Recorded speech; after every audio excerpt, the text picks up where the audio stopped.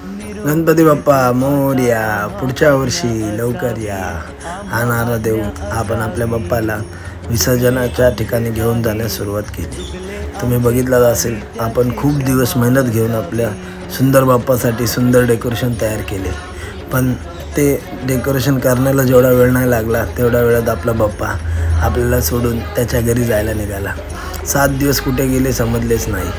त्यानंतर आम्ही निघाल्यावर बाप्पा जाताना देवालाही रडायला आले आणि पाऊस यायला सुरुवात झाली. आपण विसर्जनाची पूर्ण विधी पूर्ण करून आपल्या बाप्पाला निरोप द्यायला त्याच्या ठिकाणी घेऊन गेलो आणि आपल्या बाप्पाला आपण विसर्जनास त्या जे काम करणारे त्यांच्याकडे सोपवले आणि आपल्या बाप्पाचे विसर्जन पूर्ण झाले.